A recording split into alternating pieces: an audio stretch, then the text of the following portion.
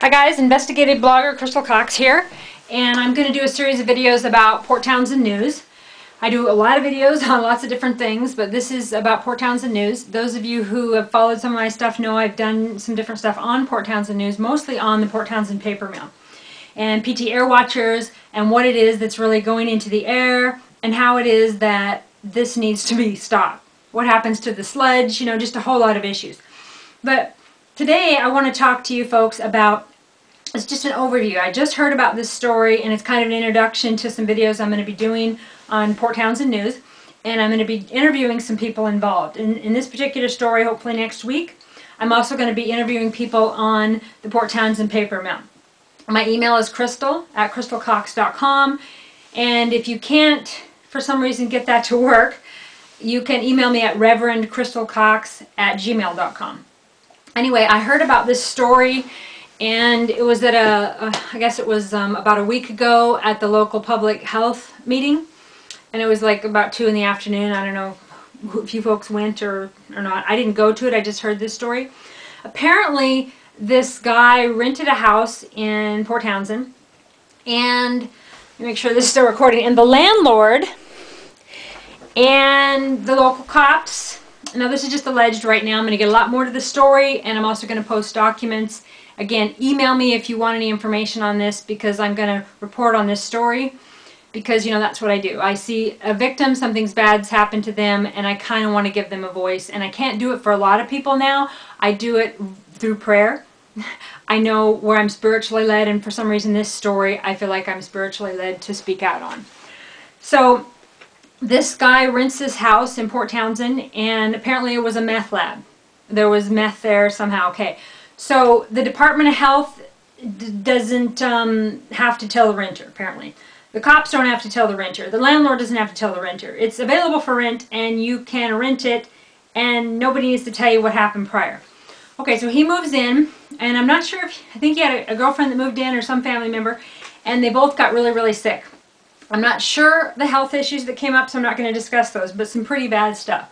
So then they moved out of the house after they tested and found that this was a problem, and apparently they're still liable for their lease. Okay, bad news in itself. But also the landlord knew, right? Allegedly.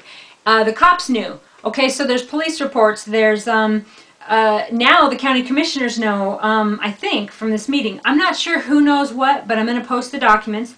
And in this, I just kind of wanted to give you folks some tips on what to do in a case like this, okay? I'm not an attorney. I'm not giving you legal advice. I've been pro se for many years, and I just want to give you guys some ideas so that you don't feel helpless in situations like this, because everybody wants to shut you up. The cops are like, it's not our problem. The Department of Health's like, it's not our problem.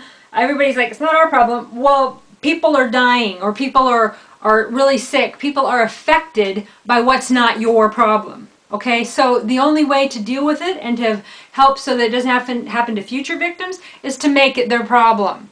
Okay, so basically, if I was this guy and this happened to me, and again, not giving illegal advice, I would type out everything that happened, the chronology, like moved in on this particular date, this happened, this symptom. If you had a doctor's report, did it on this day. What did the doctor say? Okay, went to the police. They said this on this day.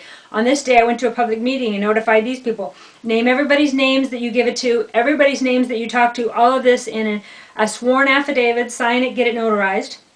Okay, if I was you. And I would add this as evidence in your complaint. I would file a complaint with the local police. Odds are they're not going to do anything because they're going to protect probably local landlords or themselves or whatever. That's okay.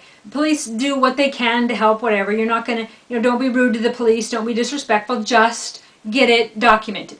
Say the landlord did this. Whoever you have proof that knew about it, file a police report.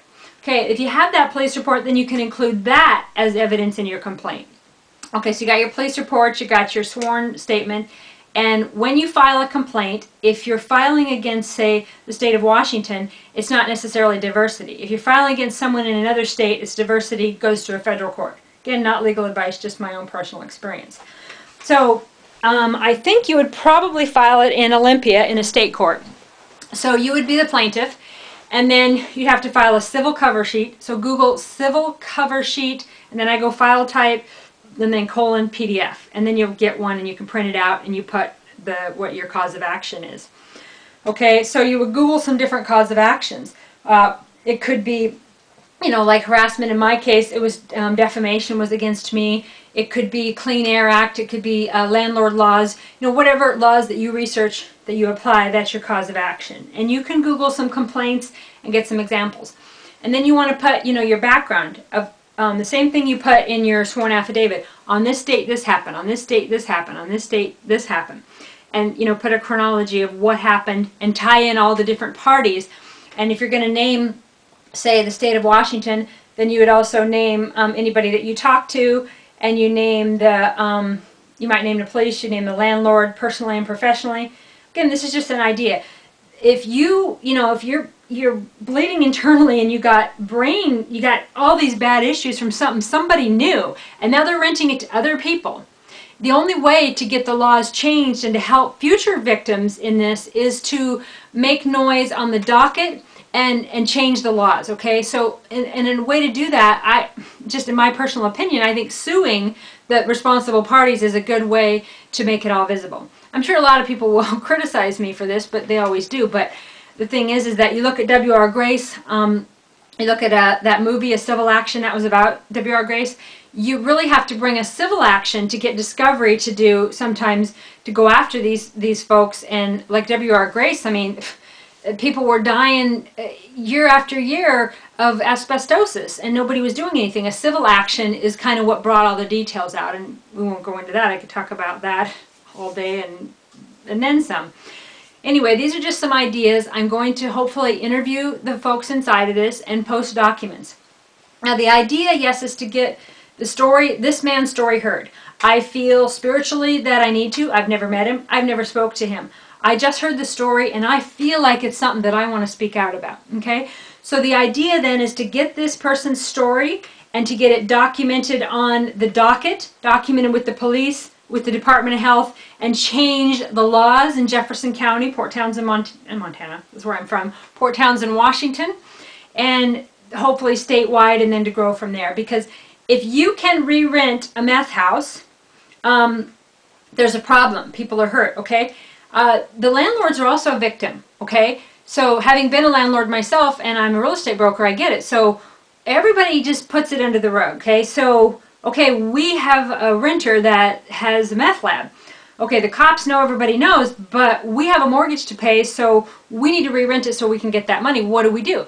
I mean, is the landlord then just has to burn the house down and get rid of it? I mean, I think there should be some sort of insurance or state subsidy or like retribution or some sort of fund. I mean, what's the landlord's motive not to lie? I mean, you'd hope the landlord would want to be honest and have integrity, but at the same time, you know, a lot of people choose their own family over a stranger, right? So if the landlord's struggling and he needs to feed his family and he needs to pay his own mortgage and bills, and this is how he makes a living, how is he supposed to not re-rent it? Okay? So if the laws say he can't re-rent it, where's the landlord's liability and risk and, you know, and some fund to help the landlord?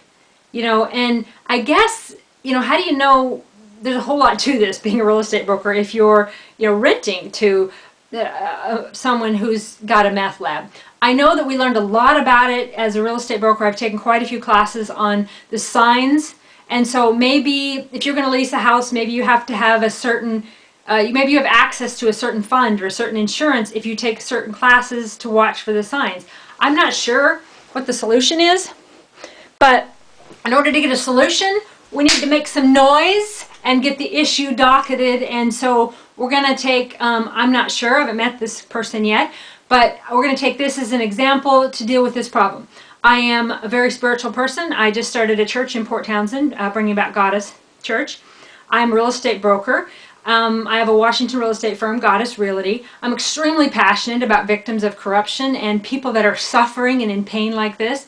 And so all of these things kind of seem to go together with this situation. So I intend to talk a lot about it and interview the parties. And Goddess bless you all, and talk to you real soon on this issue. Bye-bye.